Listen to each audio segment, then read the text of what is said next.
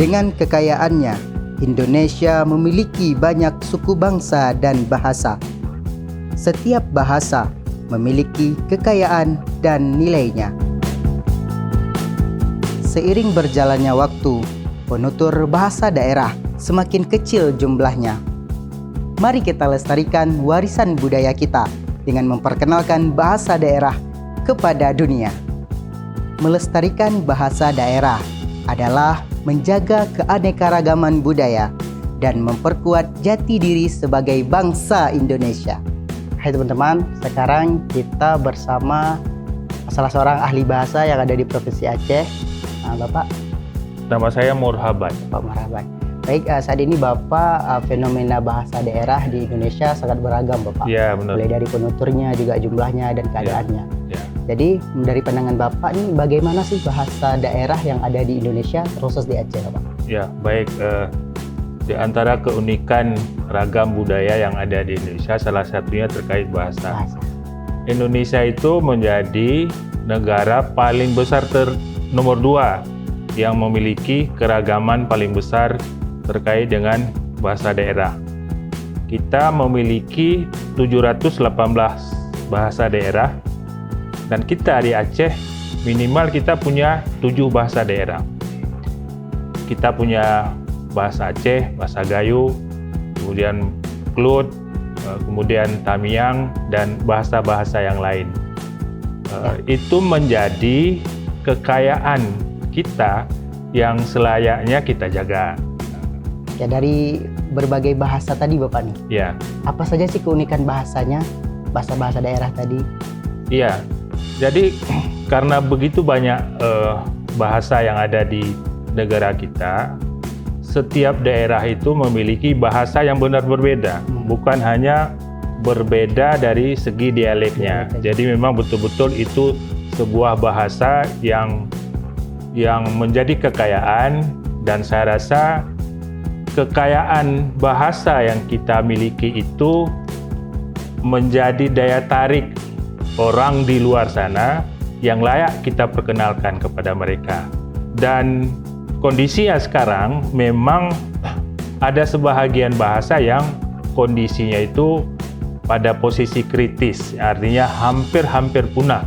Dan itu yang menjadi tanggung jawab kita untuk kita jaga dan kita pertahankan supaya dia tidak punah.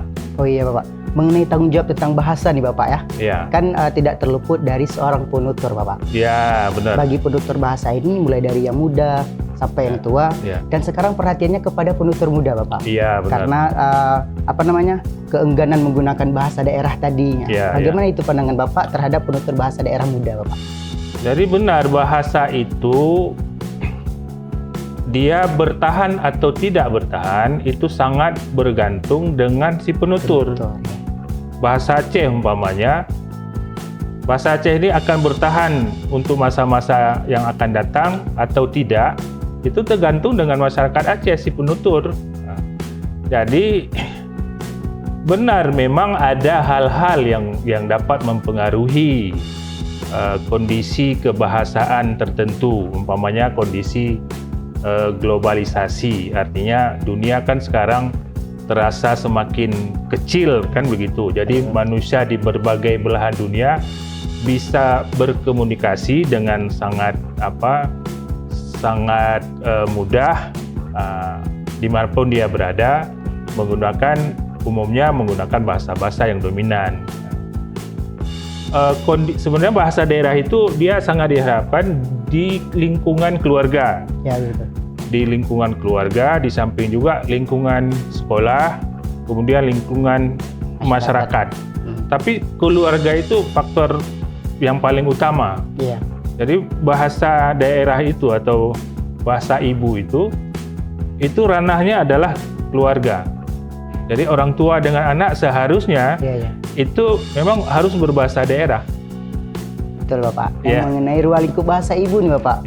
Teringat juga saya bahwasanya sekarang banyak orang tua yang memang kalau dikatakan enggak juga enggak, mungkin karena mengikuti arus-arus perkembangan teknologi sudah jarang mengajarkan bahasa daerah kepada anak-anaknya. Itu bagaimana Pak? Apakah ada faktor lainnya yang bisa kita ketahui seperti itu? Kenapa bahasa Ya ibu kan mulai sebenarnya ada banyak orang tua yang sebenarnya khawatir. Kalau dia berbahasa daerah di rumah, khawatir anaknya nanti ketika dia keluar, apakah sekolah, ya kan, itu dikhawatirkan dia tidak akan mampu bahasa nasional atau tidak akan mampu berbahasa asing dengan baik. Kalau dia dari kecil dibiasakan berbahasa daerah, padahal itu secara mutlak itu salah. Salah Pak ya? Padahal sebenarnya kemampuan berbahasa pada anak itu dia pelajari sekaligus, dan fungsi bahasa ibu itu menjadi bahasa yang paling istimewa karena itu merupakan bahasa pertama yang dia peroleh. Memang itu kelihatannya sederhana, tetapi manfaatnya luar biasa.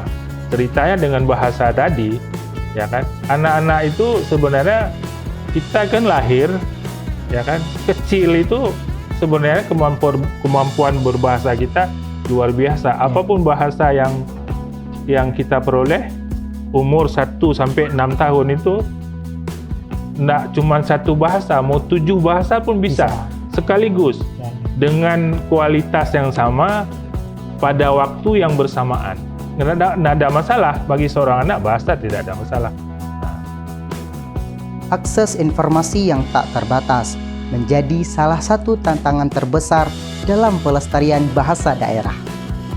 Kita menghadapi berbagai tantangan seperti dominasi bahasa asing, urbanisasi, dan kurangnya minat generasi muda.